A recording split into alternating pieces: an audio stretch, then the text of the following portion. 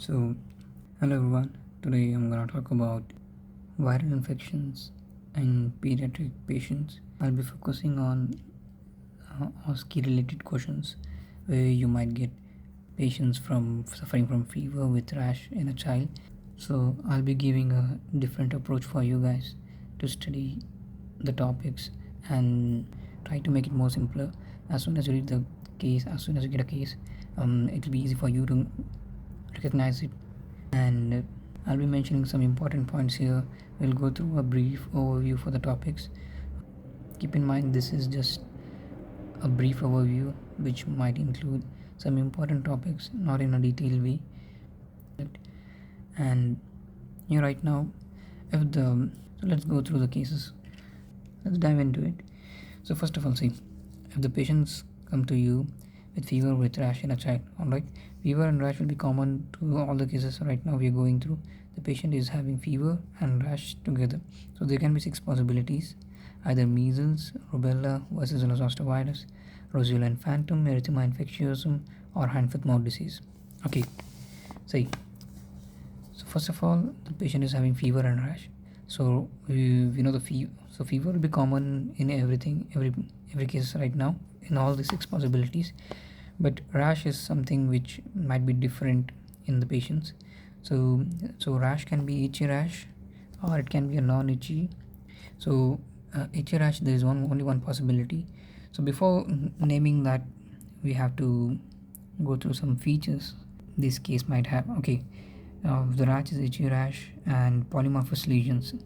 Polymorphous means multiple, morphology means morphology, different morphological such as macule, papule, and vesicles. As you can see on the picture. And again, the rash is moving from the trunk to the face. As you can see, the rash is moving from the trunk and it's moving to the face. And the rash has a dewdrop on a rose petal appearance. If you get any question suggesting the rash has dewdrops on a rose petal appearance, then you have to guess it's a Roseola zoster virus, also called as chickenpox. Alright. If we want to go through the diagnosis, we have to go through with PCR from vesical fluid. Serology, we will go through with IgM, which suggests acute, IgG, which suggests immunity in the patient.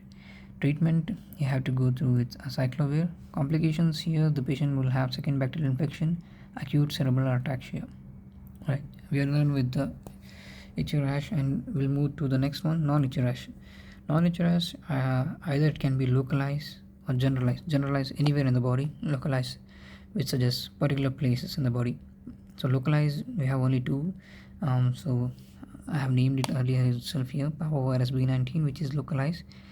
So we know that parvovirus B19, we have the rash is present only on the cheeks, which means there is a slap cheek appearance on the patient. Parvovirus B19 is also called as Erythema infectiosum or fifth disease. So for that, diagnosis is again PCR, IgM serology. Treatment is antipyretics, hydration, and NIG. Complications here, the patient will have arthritis, arthropathy, and important one is aplastic crisis in hemolytic anemia. In hemolytic anemia such as sickle cell disease. Whoever the pediatric patient is having sickle cell disease and at the same time is suffering from parvovirus B19, then it suggests that the patient will have aplastic crisis in it. So this is the major complication.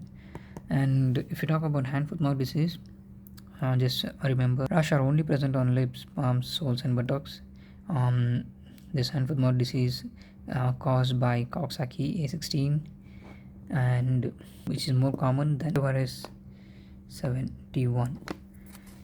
Alright, if you move on to the next, generalized present anywhere in the body. So no, it's a non-itchy rash.